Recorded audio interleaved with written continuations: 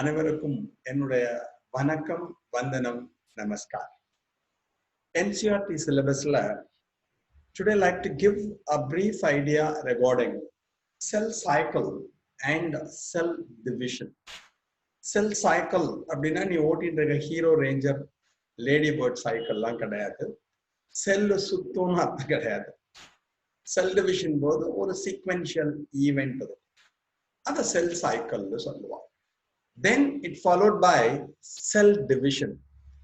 Actually cell cycle, cell division அதெல்லாம் போறதுக்கு முன்னாடி பேசிக்கா நம்மளுக்கு நியூக்ளியஸோட ஸ்ட்ரக்சர் எப்படி இருக்கும், how the chromosomes are formed, உட்கருவோட அமைப்பு எப்படி இருக்கும், அதுல இருந்து குரோமோசோம் எப்படி form Aava, how the replication of DNA takes place, DNA வானது ஒன்னு எப்படி டபுளா மாறுவா, அந்த ஐடியாலாம் இருந்தால்தான் we go to cell cycle.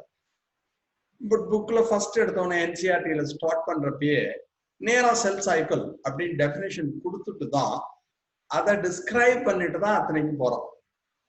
So we follow the NCERT system for NEET examination. NEET தேர்விற்கு அது வேணுங்கிறதுனால அந்த இன்ட்ரோடக்ஷனை கொடுத்துட்டு செல் சைக்கிள் இன்னைக்கு டிஸ்கிரைப் பண்ண போறது இல்லை. செல் சைக்கிள் தெரியணும்னா வேற என்னென்னலாம் நமக்கு வேணும் அதை சொல்லிட்டு next class we describe cell cycle.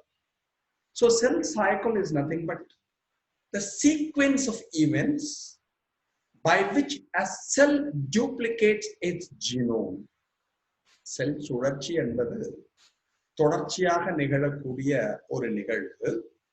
அப்ப என்ன ஆகும்னா duplication of its genome takes place. அதனுடைய ஜீனோமானது ரெட்டிப்படையும். அடுத்ததுக்கு போறதுக்கு முன்னாடி what is genome அப்படின்னு நமக்கு தெரியணும். ஜீனோம்னா என்ன? DNA that resides in a cell is said to be genome. Hari ஓம், நம ஓம், சிவ ஓம் அப்படின்னு சொல்ற மாதிரி here it is genome. DNA that resides in a cell is said to be genome. ஒரு செல்லுல இருக்கக்கூடிய DNA கண்டென்ட் இருக்கு பாருங்களே, அததான் ஜீனோம்னு சொல்லுவோம். நம்மள்ட்ட ரெண்டு டைப் செல் இருக்கு. ஒன்னு ஹாப்ளாய்டு செல், இன்னொன்னு டிப்ளாய்டு செல். ஒருமயம் இருமயம்னு தமிழ்ல சொல்லுவோம். நம்மளோட body cell also known as the somatic cell அப்படின்னு சொல்லுவோம், உடல் செல். It is with 46 chromosome. DNA content 2n சொல்லுவோம். 2 செட்ஸ் இருக்கும், 2 கற்றைகள் காணப்படும். அதுவே நம்ம கேமெட்டுக்கு போனோம்னு வச்சுக்கோங்களேன், அங்க ஒரு செட் இருக்கும். that is 23 chromosomes. அப்ப வேற மாதிரி சொல்லலாம், DNA that resides in a cell, either a gametic cell or a somatic cell, is said to be genome.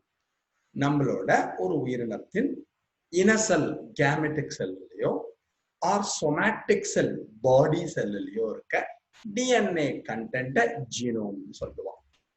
இன்னும் கொஞ்சம் குழப்பம், செல் ஆர்கனல் இருக்கு பாருங்கல்ல, மைட்டோகாண்ட்ரியாலையும் குளோரோபிளாஸ்ட்லயும் DNA இருக்கும். The cell organelles, mitochondria and chloroplasts are known as the semi-autonomic bodies. செல்லுல இருக்கக்கூடிய especially தாவர செல்ல தான் குளோரோபிளாஸ்ட் இருக்கும். Chloroplasts are generally present in plant cells, animal செல்லுல இருக்காது. நம்ம வெறும் செல்லுன்னு பார்க்கிறோம், பிளான்ட் அனிமல்லாம் மறந்து. அப்ப குளோரோபிளாஸ்ட்லயும் DNA இருக்கும், மைட்டோகாண்ட்ரியாலையும் DNA இருக்கும், நியூக்ளியஸ்லயும் DNA இருக்கும். அப்ப டெஃபினிஷன் வேற மாதிரி சொல்லலாம். DNA that resides in a cell plus cell organelle like mitochondria and chloroplasts collectively known as the genome. அப்ப ஜீனோம்னா என்ன அர்த்தம்னா, செல்லுல நியூக்ளியஸ்ல இருக்க DNA பிளஸ் மைட்டோகாண்ட்ரியால இருக்க DNA பிளஸ் குளோரோபிளாஸ்டிட்ல இருக்க DNA, அது எல்லாத்தையும் சேர்த்து சொன்னால் அதுக்கு ஜீனோம்னு பேர்.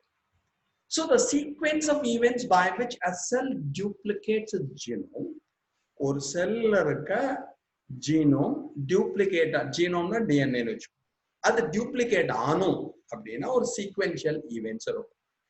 அப்ப DNA மட்டும் டியூப்ளிகேட் ஆகாது. All other constituents of the cell is a double.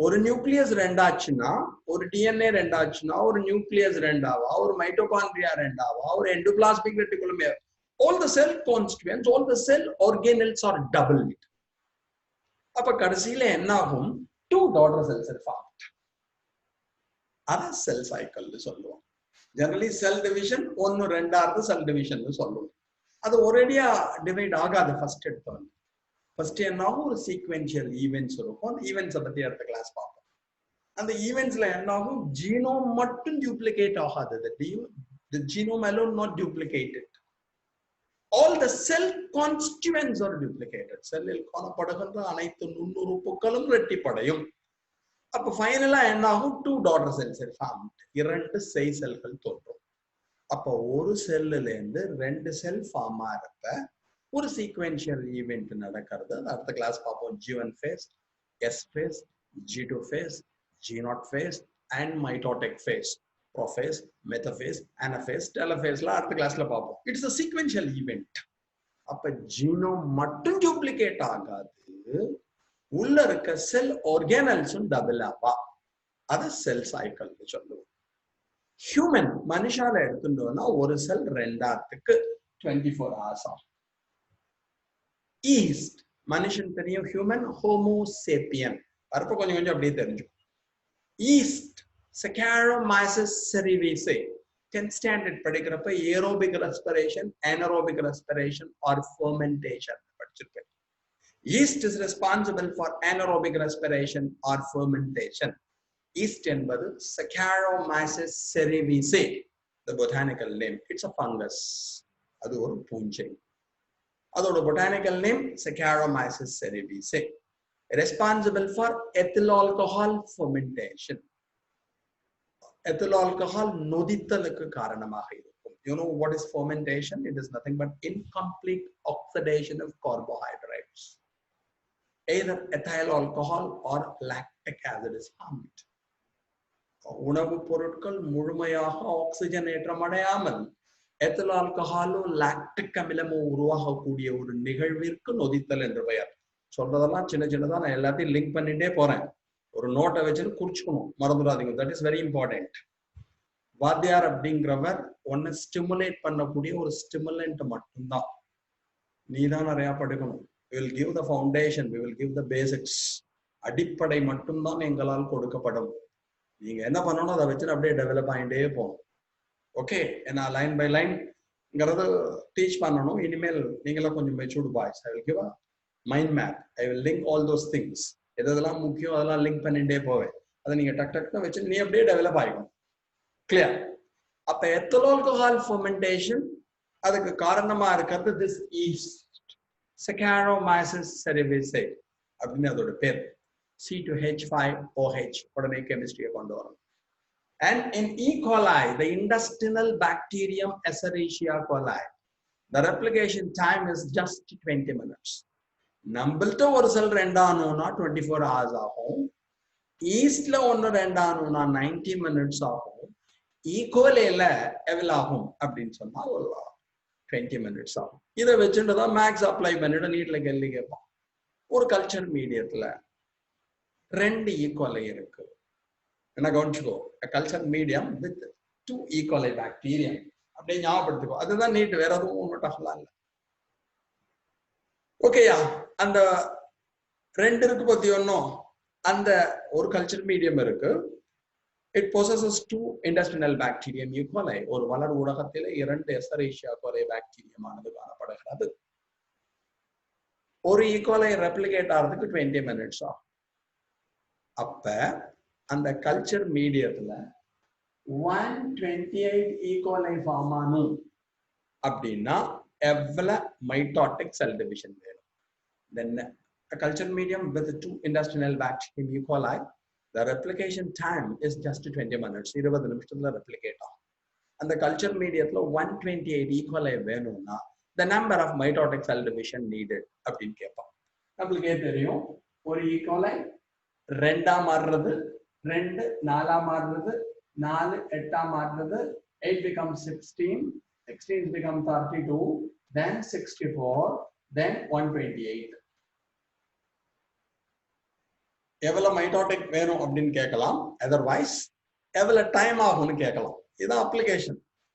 இப்போ 1 2 ஆகிறதுக்கு 20 மினிட்ஸ், 2 4 ஆகிறதுக்கு 20 மினிட்ஸ், 4 8 ஆகிறதுக்கு 20 மினிட்ஸ், 8 16 ஆகிறதுக்கு 20 மினிட்ஸ், 16 32 ஆகிறதுக்கு 20 மினிட்ஸ், 32 64 மாறுறதுக்கு இன்னொரு 20 மினிட்ஸ், இந்த 64 128 மாறுறதுக்கு ஒரு 2 மினிட்ஸ். கிளியர்? அப்ப எவ்வளவு டைம் ஆகும்? 20 20 20 20 20 20 20. எவ்வளவு டைம் ஆகும் கரெக்டா சொல்லுங்க.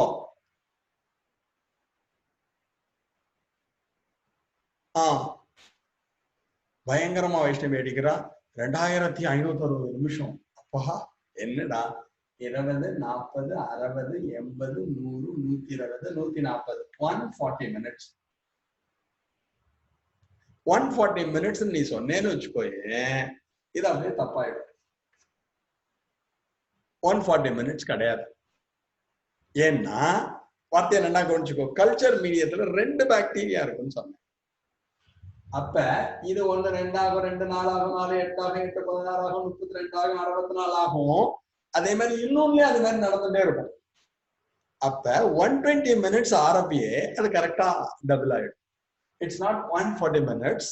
எவ்வளவு வந்துடும்? 120. ஏன்னா இங்க பேரலா இன்னொரு பாக்டீரியா இருக்கும். 1 2 ஆகும், 2 4 ஆகும், 4 8 ஆகும், 8 16 ஆகும், 16 32 ஆகும், 32 64 ஆகும். இப்ப இது ஒரு 64, இது ஒரு 64. 64 plus 64 is equal to 128. So இது நம்மளுக்கு டைம் எவ்வளவு ஆகும்? 140 இல்ல, என்ன ஆகும்? ஆக்சுவலி அந்த 140க்கு முன்னாடி முதல் 120 மினிட்ஸ்ல என்ன ஆயிடும்? It will become double. Number of mitotic cell division எவ்வளவு வேணும்னா 1 2 3 4 5 6 மைட்டோடிக் செல் டிவிஷன் நடக்கிறப்ப இந்த நம்பர் இஸ் இன்க்ரீஸ்ட். இது மாதிரி கேட்பாடா, வேற எதுவும் நீ நினைக்கிற மாதிரி எல்லாம் நீட்ல கஷ்டம் இல்லை. ஓகே, இப்ப ஈகோலை படிக்கிறப்ப நீ ஞாபகம் வச்சுக்கணும். இட்ஸ் இண்டஸ்ட்ரியல் பாக்டீரியம், நம்மளோட குடல்ல இருக்கும். It's an example for commensals. குடல்ல இருக்கக்கூடிய பாக்டீரியா கமென்சால்ஸ் அப்படின்னா தமிழ்லயும் கமென்சால்ஸ்ல சொல்லலாம். In an association of two living organisms, one is benefited and the other is not affected, we are calling it as commensals. ஒரு நிகழ்வில் பங்கேற்கின்ற உயிரினங்களில் ஒன்று பலனடைந்து மற்றொன்று பாதிக்கப்படவில்லை என்றால் அதற்கு கமென்சால் பேர். அதை இந்த இடத்துல ஞாபகம். பயோடெக்னாலஜியில ஜெனட்டிக் இன்ஜினியரிங்ல ஏகப்பட்ட எக்ஸ்பெரிமெண்ட் எதுல பண்ணலாம்னா அந்த ஈகோலில தான் பண்ணலாம். ஸோ அதை இந்த இடத்துல ஞாபகம். ஓகேயா, இது செல் சைக்கிளை பத்தின இன்ட்ரோடக்ஷன். இந்த செல் சைக்கிளுக்கு நம்ம போல செல் டிவிஷன் அதான் ரொம்ப முக்கியம். அம்மா வயத்துல நம்ம பேரு ஜைகோட், மழை நாள்ல போட்டுக்கிறது ரெயின் கோட்டுங்கிற தத்துவத்தை போன கிளாஸ்ல சொல்லி கொடுத்தேன். அம்மா வயத்துல நம்ம என்னவா இருப்போம்? ஜைகோட்டா இருப்போம். மழை நாள்ல நம்ம போட்டுக்கிறது ரெயின் கோட். அம்மா வயத்துல நம்ம ஜைகோட்டா இருக்கிறப்ப நம்மளோட சைஸ் ஜஸ்ட் 100 மைக்ரான்ஸ். குதிக்கிறப்ப 3.5 கிலோ. இப்ப 35 கிலோல இருந்து ஆரம்பிச்சு 150 கிலோ வெயிட் வரையும் இருக்கும். அதுக்கு ரெஸ்பான்சிபிளா இருக்கிறது தான் cell division. Cell division is an important process in all living organism responsible for growth. நான் வளர்கிறேனே மம்மி அப்படின்னு நம்ம வளரணும்னு வச்சுக்கோயே, அந்த growthக்கு பேசிஸா இருக்கிறது யார் அப்படின்னா செல் டிவிஷன் தான். இன்க்ரீஸ் இன் நம்பர், எண்ணிக்கை அதிகரிக்க வேண்டும் என்றால் அதுக்கு காரணமா இருக்கிறது என்ன? செல் டிவிஷன் தான். இந்த செல் டிவிஷனை எடுத்துட்டோம்னா 2 திங் நடக்கும். One is DNA replication, DNA ரெட்டிப்படைதல் என்று கூறுவார்கள். இன்னொன்னு செல் growth, எண்ணிக்கை ஜாஸ்தியாகும். டிஎன்ஏ மட்டும் ரெப்ளிகேட் ஆல செல் growth அப்படின்னா செல் வளர்ச்சி அடையும். கிளியர்? growthனா உனக்கு தெரியும், பெர்மனன்ட் இர்ரிவர்சிபிள் சேஞ்ச், நிலையாக ஏற்படக்கூடிய ஒரு மாற்றம், திரும்ப பெற முடியாத மாற்றம்னு சொல்லுவோம். இப்ப அம்மா வயதுலயே நம்ம குதிச்சிட்டோம், இவெல்லாம் ஹைட் மாறிட்டோம், திருப்பி நம்ம அம்மா வயதுல போய் உட்காந்துக்க முடியாது. திஸ் இர்ரிவர்சிபிள் சேஞ்ச், திரும்ப பெற முடியாத மாற்றத்திற்கு தான் growth பேர். General growth. செல் growthனா செல் பெருசா மாறும். இந்த செல் டிவிஷன்ல என்ன டைப் இருக்கு அதை பத்தி சொல்லிட்டோம். இதெல்லாம் பத்தி சொல்லிட்டு I take only mitosis. Actually cell சைக்கிளை கம்ப்ளீட்டா டிஸ்கிரைப் பண்றதுக்கு முன்னாடி should know 3 types of cell division reported in organisms. உயிரினங்களிலே 3 வகையான செல் பிரிதல் காணப்படுகிறது அல்லது நடைபெறுகிறது. ஒன்னு எடுத்துட்டேன்னா amitosis or direct cell division. amitosis அல்லது நேரடி செல் பிரிதல் என்று அழைப்பார்கள். Second is mitosis or indirect cell division. மறைமுக செல் பிரிதல் என்று கூறுவார்கள். And meiosis is also known as the reduction cell division. குன்றல் பகுப்பு. Amitotic cell division takes place in prokaryotic organism like bacteria. Prokaryotic உயிரினங்களில் நடைபெறக்கூடிய ஒரு செல் பிரிதலுக்கு amitosis என்று பெயர். Mitotic cell division generally takes place in the somatic cell and responsible for growth in organisms. பொதுவாக உடல் செல்களில் நடைபெறும் சோமா அப்படின்னா பாடி அர்த்தம். நம்மளோட உடம்பு செல்லில் நடக்கும் and it is responsible for growth. நான் வளர்கிறேன் மம்மி அப்படின்னு வளர்ந்துருக்கோம் பாருங்களேன், இப்பெல்லாம் பெருசு இதுக்கு இது காரணம். Meiosis is also known as a reduction cell division, and this division helps to maintain the chromosome number in organisms. இந்த meiosis செல் பிரிதலை குன்றல் பகுப்பு என்று அழைப்பார்கள். Because in the end of meiosis, the chromosome number is reduced to half. Meiosis கடைசியில chromosome number பாதியா குறைஞ்சிடும் and helps to maintain the chromosome number in organisms. உயிரினங்களில் குரோமோசோம்களின் எண்ணிக்கை நிலையா இருக்கணும். For example, என்கிட்ட 46 இருக்கு, என்கிட்ட meiosis நடந்து என்னோட gametல 23 இருக்கும். என் wife 46 இருக்கு, அவள்கிட்ட meiosis நடந்து gametல 23 இருக்கும். அப்ப அந்த மேல் கேமெட்டும் ஃபீமேல் கேமெட்டும் சேர்ந்து என் புள்ளையோ பொண்ணோ ஃபார்ம் ஆகிற சமயத்துல 23 + 23 = 46. அப்பதான் குரோமோசோம் நம்பர் மெயின்டைன் ஆகும். இப்ப எங்கிட்டையும் மியோசிஸ் நடக்கல, என் ஆம்படியாலிட்டியும் மியோசிஸ் நடக்கலன்னு வச்சுக்கோங்க, என் குழந்தைக்கு பிள்ளைக்கு எங்கிட்டேருந்து 46 போகும், என் ஆம்படியாலிட்டேருந்து 46 போகும். அந்த fetus have 92 chromosomes. அது குழந்தையா பிறந்ததுன்னு வச்சுக்கோங்களேன், பகலாசுரன் மாதிரி இருக்கும். இப்ப என் பிள்ளைக்கு 92, என் மாட்டு பொண்ணுக்கும் 92, டாட்டர் இன் லா. அப்ப எனக்கு பேரம் பிறக்கணும்னு வச்சுக்கோ, என் பிள்ளைட்டையும் மியோசிஸ் நடக்கல, என் ஒய்ஃப்டையும் மியோசிஸ் நடக்கலன்னா குழந்தை பிறக்கிறப்போ 184 குரோமோசோமோட பிறக்கும். என் பேரனுக்கு 184, என் பேரன் ஆம்படையாளுக்கு 184ன்னு வச்சுக்கோ. என் கொள்ளு பேரனுக்கு 368 குரோமோசோமோட பிறக்கும். குழந்தைக்கு பேரு பகலாசுரன்ங்கிற மாதிரி கடோத்கஜன்னு சொல்ல வேண்டியதான். குழந்தை இருந்ததுன்னா பிறக்கிறப்பே ஒரு 70-80 கிலோ வெயிட்டோட பிறக்கும். அதுக்கெல்லாம் பால் தர முடியுமா? No chance at all. கிராமத்துல மாட்டு தொட்டியில தண்ணி காமிக்கிறா பத்தி ஒன்னும், அது மாதிரி பெரிய தொட்டியில 50 லிட்டர் பாலை ஊற்றி பெரிய ஸ்ட்ராக்கு பதிலா பேம்பூ ஸ்டிக்கை கொடுத்து குழந்தைய ஊற்றி சொல்லணும். இதெல்லாம் நடக்க கூடாதுங்கிறதுக்காக this meiotic cell division takes place in the reproductive organs like testis, ovary, androecium and gynoecium. நம்மளோட இனப்பெருக்க உறுப்புகள் விந்தகம், அண்டகம், செடியா இருந்தா மகரந்தத்தால் சூலகம், ஆண்ட்ரோசியம், கைனோசியம் அங்க நடக்கும். நடக்கிறப்ப chromosome number is reduced to half in the gametes. கேமெட்டுகளிலே குரோமோசோம்களின் எண்ணிக்கை பாதியாக குறைந்து விடும். அப்ப கேமெட்டிக் ஃபியூஷன் நடக்கிறப்ப, ஃபெர்டிலைசேஷன் நடக்கிறப்ப திருப்பி என்ன ஆகும்? the chromosome number is maintained. திருப்பி அந்த ஸ்பீஷீஸ்ல புதுசா ஃபார்ம் ஆகிற ஆஃப் ஸ்பிரிங்ல புதுசா பிறக்கிற குழந்தைல குரோமோசோம் நம்பரை மெயின்டைன் பண்ணும். கிளியர்? அப்ப எமைட்டோசிஸ் டைரக்ட் ப்ரோகாரியோட்ல நடக்கும், இது ரெண்டும் யூகாரியோட்ல நடக்கும். உனக்கு உடனே பிரச்சனை, what are prokaryotes, what are eukaryotes? Pro means primitive, karyon means nucleus. Organism with an incipient nucleus or primitive nucleus is said to be prokaryote. ஒரு உயிரினத்தில் தோன்றுநிலை உட்கரு காணப்படுதல் என்று கூறுவார்கள். ஒரு நியூக்ளியஸ்னா இப்படிதான் இருக்கணும். a well defined nucleus அப்படின்னு எடுத்துட்டோம்னா see here, this well defined nucleus with nuclear membrane, nucleolus, the fluid is called a nucleoplasm and the chromatin reticulum. இதுக்கு பேர் தான் well defined nucleus.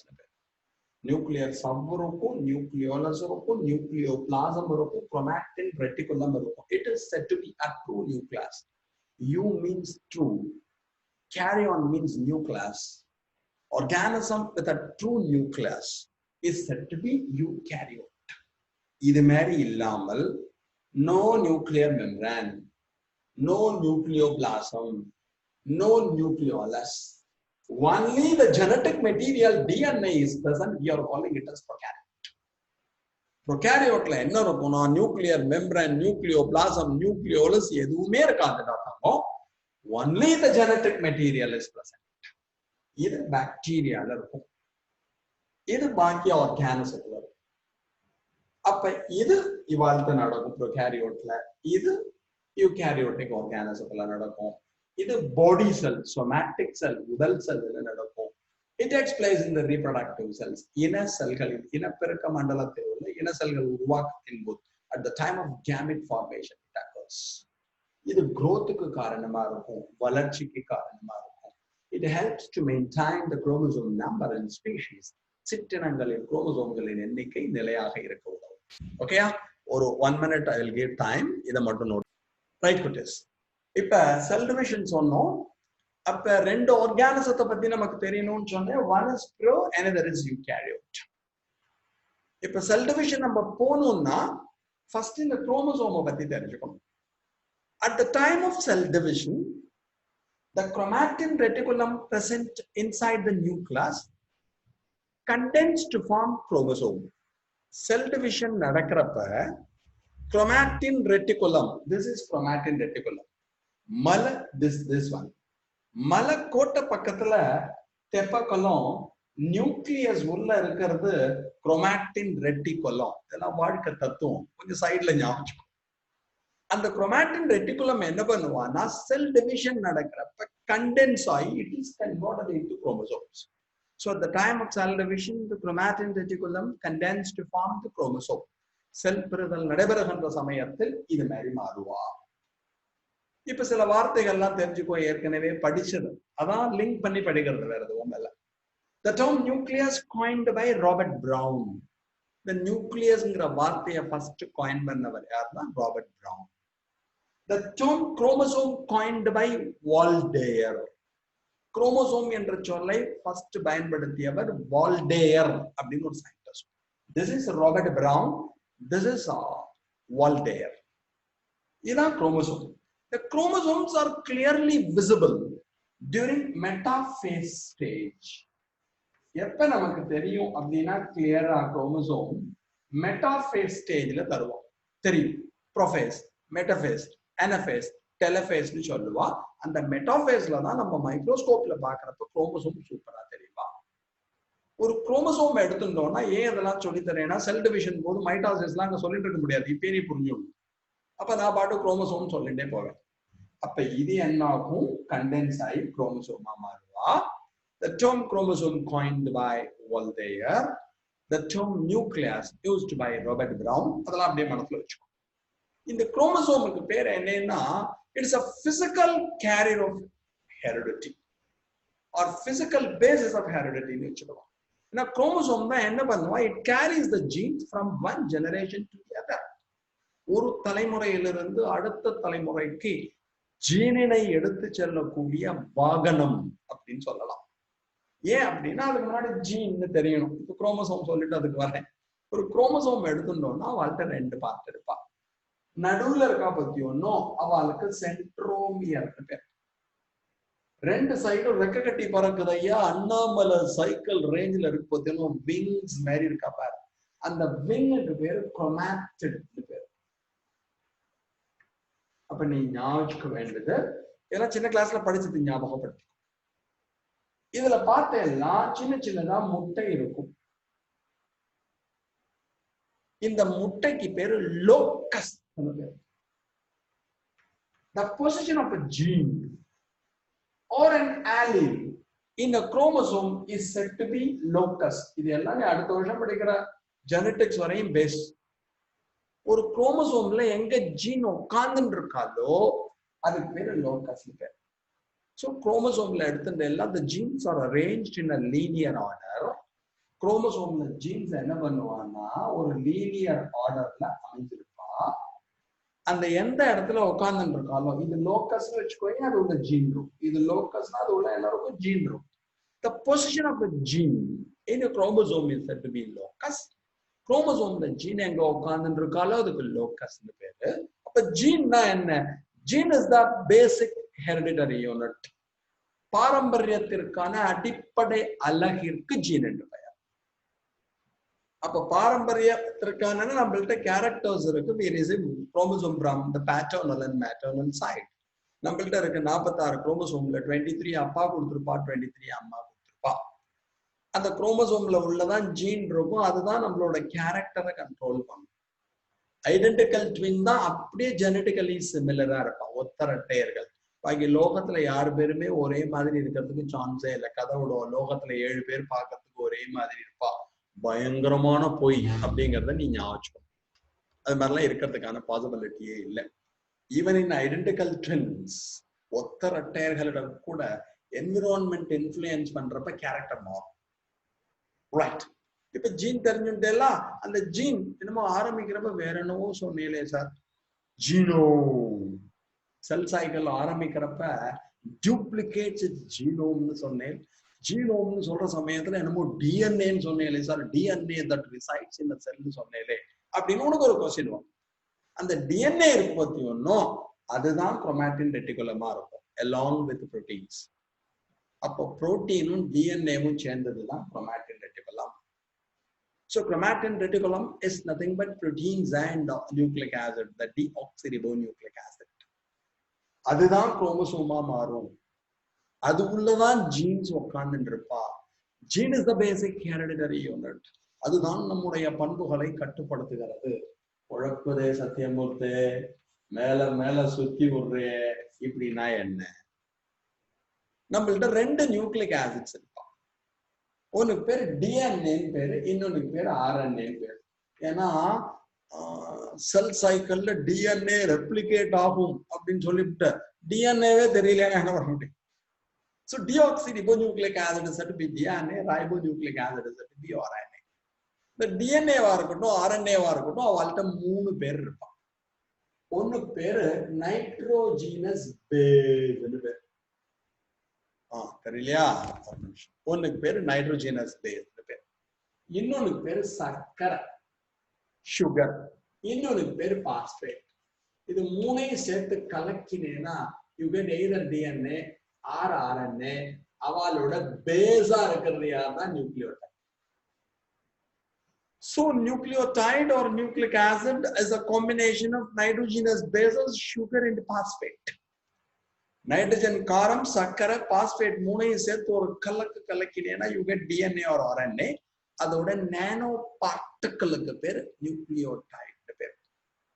So nucleotide, the basic constituent of DNA or RNA, chemically composed of nitrogenous bases, sugar and phosphate. அப்ப நம்மளோட நானோ particle, டிஎன்ஏவோட நானோ particle, குரோமோசோமோட நானோ particle, ஜீனோட நானோ particle எல்லாமே histones means proteins. Okay, எல்லாத்துக்கும் என்ன பேரு? நியூக்ளியோடைட்னு பேர். அப்ப எப்படி ஃபார்ம் ஆகும்னா நைட்ரோஜீனஸ் பேஸ், அதை பத்தி தனியா டிஎன்ஏ வேற ஒரு ஐடியா வச்சுக்கோ. நைட்ரோஜீனஸ் பேஸ் சுகரோட சேருவா, சேர்ந்தா அதுக்கு நியூக்ளியோசைடுன்னு பேரு. அது பாஸ்பேட்டோட சேரும், நியூக்ளியோடைட்னு பேரு. நிறைய நியூக்ளியோடைட் சேர்ந்தால் பாலிநியூக்ளியோடைட்னு பேரு. நிறைய பாலிநியூக்ளியோடைட் சேர்ந்தால் you get nucleic acid. So அப்ப நியூக்ளியோடைட் அப்படின்னா it is the basic unit of DNA or RNA or nucleic acid. அது எப்படி ஃபார்ம் ஆகும்? நைட்ரோஜீனஸ் பேஸ், சர்க்கரை, பாஸ்பேட் 3ஐயும் சேர்ந்து கலக்கினால் பால், டிகாஷன், சர்க்கரை 3ஐயும் கலக்கினால் நமக்கு காஃபி கிடைக்கிற மாதிரி இது 3ஐயும் கலக்கினா கிடைக்கும். டிஎன்ஏல டிஆக்சி ரைபோ சுகர் இருப்பா, ஆர்என்ஏல ரைபோ சுகர் இருப்பா. அது மட்டும் இப்ப தெரிஞ்சுக்கோ. செப்பரேட்டா நியூக்ளிக் ஆசிட் நம்ம பார்ப்போம். கிளியர்? அப்ப நம்ம என்ன முக்கியம்? ஜீனோட, குரோமோசோமோட, நியூக்ளியஸோட, குரோமாட்டின் ரெட்டிகுலத்தோட நானோ பார்ட்டிகிள் மேலே பார், அங்கே பார், உற்று பார். இந்த நியூக்ளியோடைட் தான் பேஸ் அப்படிங்கிறது தெரிஞ்சுக்கணும். கிளியர்? இது அப்படியே மனசுல வச்சுக்கோ. அப்புறமா செல் டிவிஷன் நடக்கிறப்ப 2 இம்பார்ட்டன்ட் திங்ஸ் நடக்கும். ஃபர்ஸ்ட் நியூக்ளியஸ் டிவைட் ஆகும். The nuclear division is said to be karyogenesis. Carry on அப்படின்னா nucleus. So division of nucleus is said to be karyogenesis.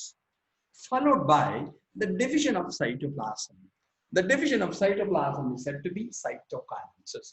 முதல்ல நியூக்ளியஸ் ரெண்டா உடைஞ்சு போயிடுவா, அப்புறம் சைட்டோபிளாசம் ரெண்டா உடைஞ்சு போயிடுவா, கடைசியில ரெண்டு டாட்டர் செல்ஸ் ஃபார்ம். இது மைட்டாசிஸை பொறுத்தவரையும் மைட்டாசிஸை பொறுத்தவரையும். மியாசிஸ் வேற மாதிரி வரும், அது அப்புறம் பார்ப்போம். இப்ப நம்ம ஃபர்ஸ்ட் பார்க்க போறது என்ன அப்படின்னா ஒரு சின்ன idea. Amitosis or the direct cell division takes place in prokaryotic organism like bacteria. Amitosis அல்லது நேரடி செல் பெறுதல் எங்க நடக்கும் அப்படின்னா பாக்டீரியா மாதிரி ஆர்கானிசம்ல நடக்கும். இது பாக்டீரியான்னு வச்சுக்கோங்க. நான் பார்ட்ஸ் எல்லாம் லேபிள் பண்ணல, எல்லாம் நீ பண்ணிப்பேன்னு சொல்லிட்டு.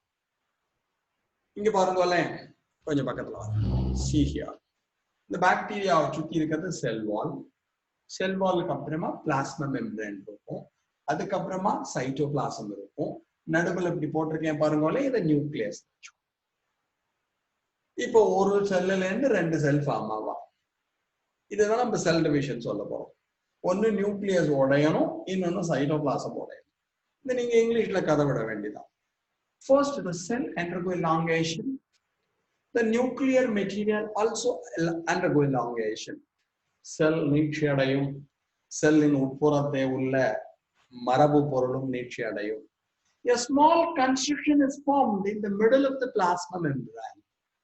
Plasma சவ்வின் மத்தியிலே ஒரு சின்ன பள்ளமானது ஏற்படும், constriction. The constriction splits the nucleus and cytoplasm into two. இந்த constriction என்ன பண்ணும், பள்ளம் உட்கருவினையும் சைட்டோபிளாசத்தையும் இரண்டாக பிரிக்கும். In the end, two daughter cells are formed. It is said to be amitosis. Sathyamoorthy மேல கோவம், கணேஷ் ஒரு ரம்பத்தை கொண்டு வரான், தொப்பாளிய சென்டர் பண்றான், டர்டர்னு அறுத்து தூக்கி போட்டுறான். இந்த பக்கம் ஒரு பீஸ், இந்த பக்கம் ஒரு பீஸ். இங்கேருந்து ஒரு சத்தியமூர்த்தியும் இங்கேருந்து ஒரு சத்தியமூர்த்தியும் வந்தான்னா அது amitosis, டைரக்ட் செல் டிவிஷன். ரொம்ப அந்த ஃபேஸ், ப்ரோஃபேஸ், மெட்டஃபேஸ், அனஃபேஸ் அது மாதிரிலாம் இருக்கவே இருக்காது. ஸோ இது ரொம்ப முக்கியம். இந்த இடத்துல ஒரு பாயிண்ட் தெரிஞ்சுக்கணும். என்னைக்குமே amitosis செல் டிவிஷன் நடக்கிற ப்ரோகாரியோட்டிக் ஆர்கானிசத்துக்கு, யூனிசெல்லுலர் ஆர்கானிசத்துக்கு டெத்தே கிடையாது. டெத் என்பதே இவர்களுக்கு கிடையாது, இறப்பு என்பதே கிடையாது. ரீசன் உங்களுக்கு தெரியும். சாகறதுக்கு முன்னாடி ஒன்னு ரெண்டாச்சுன்னு வச்சுக்கோயே, the parental material is distributed to the offsprings. ஒன்னு ரெண்டார சமயத்துல அப்படியே டிஸ்ட்ரிபியூஷன் நடந்துடும். ஒன்னு ரெண்டாயிரத்து இது செத்து போயிடுற, இது திருப்பி ரெண்டாகும். ஜெனட்டிக் மெட்டீரியல் டிரான்ஸ்ஃபர் ஆகும். நமக்குமே டெத் என்பது கிடையாது. நம்மள்ட்ட இருந்து அடுத்த ஜெனரேஷன் ஃபார்ம் ஆகிற சமயத்துல பேரண்ட்ல இருந்து குரோமோசோம் சப்சிக்வெண்ட் ஜெனரேஷனுக்கு பாஸ் ஆகிட்டே இருக்கு. ஸோ டெத் என்பது இல்லை. ஆனா இது பொதுவா இவங்கள்ட்ட தான் சொல்லுவாங்க. ஏன்னா நம்மளை பொறுத்தவரையும் நம்ம உடம்புல இருந்து குரோமோசோம் மட்டும்தான் டிரான்ஸ்ஃபர் ஆகுது, கேமிட் மட்டும் தான் டிரான்ஸ்ஃபர் ஆகுது. இங்க பார்த்துட்டு எல்லாம் அப்படியே ஈக்குவலா டிஸ்ட்ரிபியூட் ஆகும். இதான் இன்னைக்கு நீ தெரிஞ்சுக்க வேண்டிய முக்கியமான ஒண்ணு. அப்ப செல் டிவிஷன் 3 டைப் இருக்கு. One is amitosis, second is mitosis, third is meiosis. Amitotic cell division takes place in prokaryotes. Mitosis and meiosis takes place in eukaryotes.